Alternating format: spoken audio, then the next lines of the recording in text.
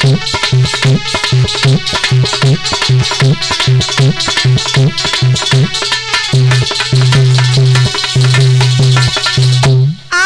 बुरी सुधार लो बस हो गया भजन। अब देखिए, भजन आप अगर करना चाहते हो, भक्ति अगर आप करना चाहते हो, तो इंसान जो भक्त होता है, जो भगवान को सच्चे हृदय से चाहता है, फिर वो चाहे घर परिवार में रहे, चाहे वो लड़का बच्चा होवे, चाहे पत्नी होवे, चाहे घर परिवार कितनों बड़ो होवे, जो भक्त होता है वो घर में भी रह करके, बच्चों में भी रह करके, पत्नी में भी रह करके भजन कर सकता है। और जिसे भजन करना ही नहीं है वो तो बहाने बनाएगा ही है। तुम तो बहाने नहीं बनाते करे, तुम परीक्षा जी बना तो बहाने तुम बनाते रहा। हाँ, अबे तुमने बहाने ही बनाए दो कि हम जनरेटर की देखभाल में थे। बोली गोविंद भगवान की। तो याद रखना, जब महाराज 88,000 ऋषियों के बीच में सूत जी महाराज पहुंचे, तब सूत जी महाराज की उम्र थी कितनी? 20 साल। और 88,000 ऋषि जो थे उनकी उम्रें तो इतनी ज्यादा थी कि उनकी उम्रों का कोई अंदाजा नहीं लगा सकता। लेकिन जिस समय सूत जी महाराज पहुंचे, तो पहुंच करके 88,000 ऋषि जो थे वो अपने स्थान पर खड़े होकर के सूत जी महाराज का सम्मान करने लगे। और जब 88,000 ऋषियों ने सूत जी महाराज का सम्मान किया, तो सूत जी महाराज आश्चर्य में पड़ गए। सूत जी महाराज ने 88,000 ऋषियों से पूछा, बाबा हमें एक बात समझ में नहीं आई। 88,000 ऋषि बोले, कौन सी बात? तो सूत जी महाराज बोले, ये बात कि हम तो आपके सामने 20 वर्ष के छोटे से बालक हैं और आपकी उम्रें तो हमसे बहुत हैं, बहुत ज्यादा हैं, आप हमसे बहुत बड़े हैं। सम्मान तो मुझे आपका करना चाहिए, लेकिन आपने तो उल्टा कर दिया, आपने मेरा सम्मान किया, ऐसा क्यों?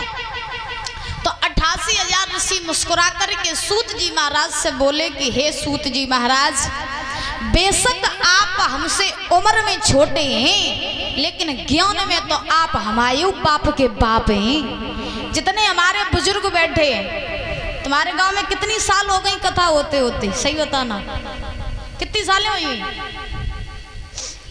हैं? 8 साल हो गई? चलो ठीक है। तो 8 साल कथा होते होते हो गई। यहाँ जितने भी शास्त्री लोग आए, तो सब लोग एक से एक विद्वान आए, एक से एक अच्छे लोग आए। तो हर साल आप लोग कथा सुनते हैं, तो कछु न कछु अनुभव तो आप लोगों को हो यही कथा में, होगा कि नहीं होगा? 8 सालें हुई, अब 8 सालें मायने रखती हैं, तो कछु न कछु अनुभव तो तुम लोगों को भाव ही हो ये कथा के बारे में। भाव के ना मैया, तुम बताओ, एक पतिन मैया है होएगा ना? अब देखो, मेरी बात बड़े ध्यान से सुनना।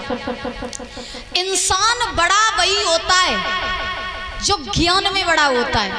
बात समझ में आ रही है? इंसान बड़ा तभी होता है जब वो ज्ञान में बड़ा होता है। और हमने तो यहाँ तक देखा है, आज के जमाने की अगर बात की जाए, आज की जनरेशन की, तो लोग पढ़ाई लिखाई तो बहुत कर लेते और ज्ञानी तो बहुत ही बड़ी बड़ी डिग्रियां टोल लेते, और जब नौकरी लग जाए तो सामने से बड़े बूढ़े आ जाए तो छाती ताने के चलने लगते।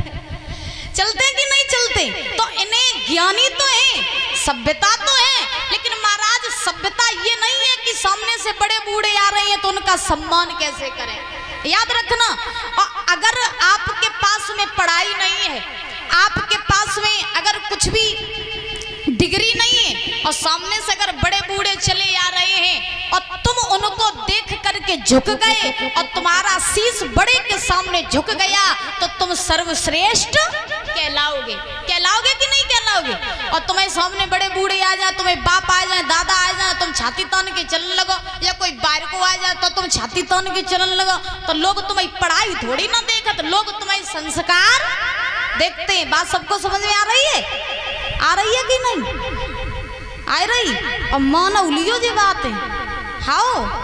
हाँ, तो याद रख देखना, जो ज्ञान में बड़ा होता है, जो भगवान का भक्त होता है, जिसके अंदर भक्ति होती है, उसकी उम्र का पता नहीं लगता, उसके तो ज्ञान का पता लगता है। वो उम्र से सर्वश्रेष्ठ नहीं बल्कि वो ज्ञान से सर्वश्रेष्ठ कहलाता है। अब देखो आगे कथा आएगी, ध्रुव जी महाराज की सुनी होगी आपने, प्रहलाद जी की कथा आपने सुनी होगी। तो प्रहलाद और ध्रुव जी ने 5-5 साल की उम्र में भगवान को प्राप्त किया कि नहीं किया। और आज के जमाने में 100 साल के डोकते कह दो कि तुम भजन कर लो, उन पे भजन नहीं होते। और कलयुग में तुम्हें हम सही बात बताएं, कलयुग में तो समझ में ही नहीं आता कि को बूढ़ो है को जवान है। कलयुग में नहीं समझ में आता, कई कलयुग में ऐसे सिस्टम चले कि महाराज समझ में ही नहीं आता बूढ़ो व्यक्ति कब हो जाए, बाल सफेद हो जाए बुढ़ापे पे तो डाई कर लियो चकाचक नए, हाँ आंखें कमजोर हो जाए बढ़िया चश्मा लगा लियो हैंडसम बन जात। तो भैया कलयुग में समझ में नहीं आते है कि लोग कब बूढ़े हो जाए और कब जवान हो जाए, क्योंकि लिखा भी है